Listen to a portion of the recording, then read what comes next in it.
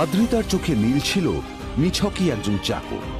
সে সারাদিন আদ্রিতার ভাই ফরমাস খেটেও ওকে সন্তুষ্ট করতে পারত না।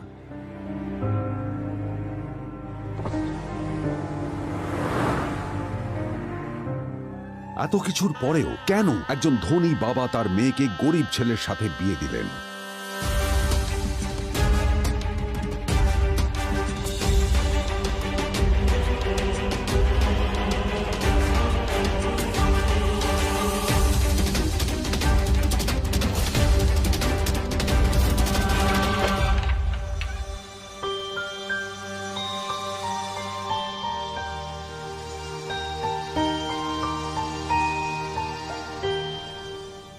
এবং তারপরে সেই মেয়েটি তার গরিব স্বামীর কাছ থেকে নতুন বছরে এমন একটা গিফট পেয়েছিল যে তার চক্ষু স্থির হওয়ার জোগাড় হয়েছিল।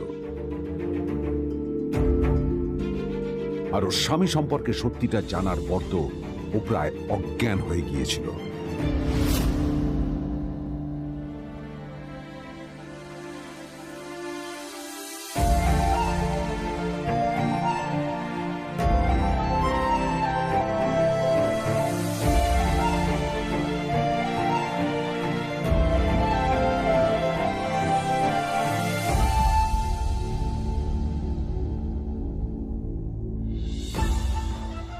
আমার বাবা সবচেয়ে বড় ভুল করেছে তোমার মতো একটা গরিব ছেলের সাথে আমার বিয়ে দিয়ে।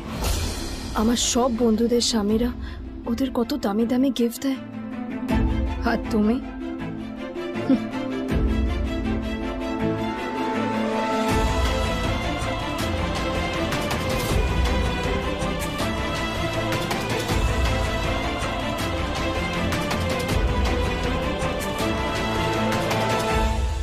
আদ্রিতা তার বাবার কথায় নীলকে বিয়ে তো করেছিল, কিন্তু ও শর্ত দিয়েছিল যেন বাড়ির বাইরের কেউ না জানতে পারে যে নীল ওর স্বামী। নীল ওই বাড়িতে ঘর জামাইয়ের মতো থাকলেও ও যেন ওখানে একজন চাকর ছিল। সবাই ওকে অপমান করত। ওই বাড়িতে না ও ঠিক মতো খাবার পেত, আর না ওর কোনো আলাদা ঘর ছিল। কখনো কার্পেটের উপর ঘুমোতো, তো কখনো আবার পোষা কুকুরের ঘরের পাশে নীলকে ঘুমোতে হতো। হাত খরচ মেটাতে ও এক জায়গায় ওয়েটারের কাজও করত।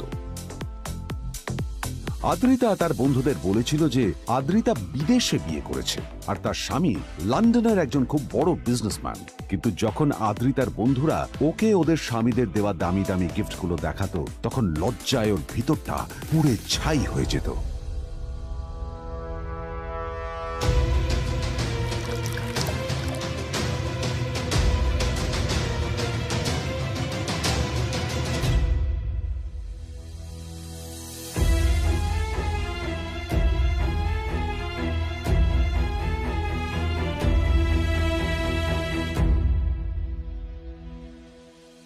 এই যে শোনো, নিউ ইয়ারে আমার একটা গিফট চাই তোমার থেকে। আর গিফট যেন দামি হয়, হ্যাঁ, মানে খুব দামি, কয়েক লাখ টাকা। ওকে? কয়েক লাখ টাকা? কিন্তু অদ্রিতা, এত টাকা আমি একসাথে কখনো দেখিনি।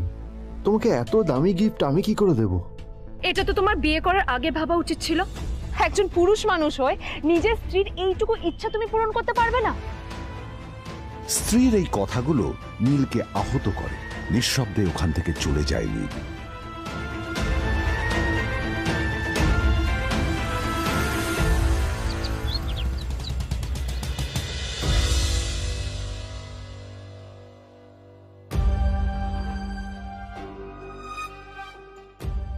দুদিন পর নিউ ইয়ার পার্টির আগে নীল আদ্রিতার কাছে এসে একটা গিফট ব্যাগ দেয়।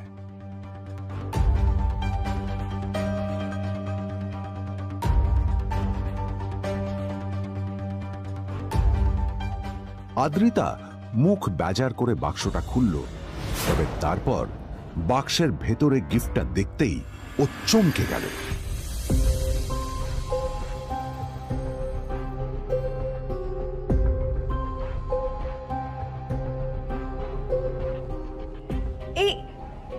এই ফোনটা মানে এটা তো একটা স্পেশাল এডিশন। এটার দাম তো 3 কোটি টাকা। তুমি এটা পেলে কোথা থেকে? আসলে এটা অরিজিনাল নয়। আমি ওই ফোনটারই একটা কপি এনেছি।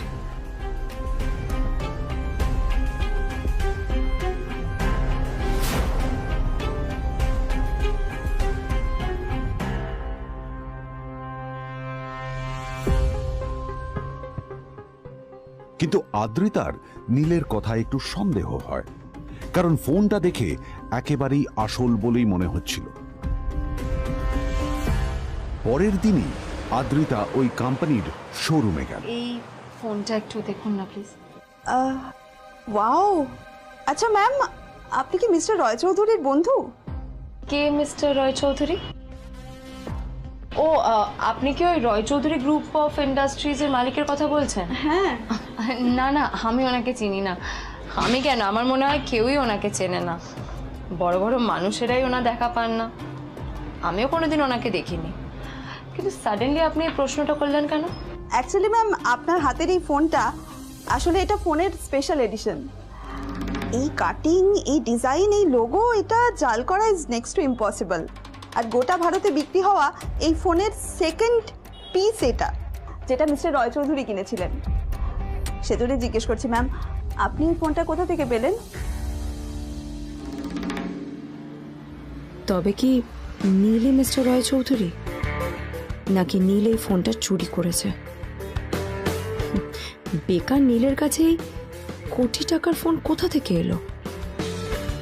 নীলের সত্যিটা তাহলে কি? আর ও যদি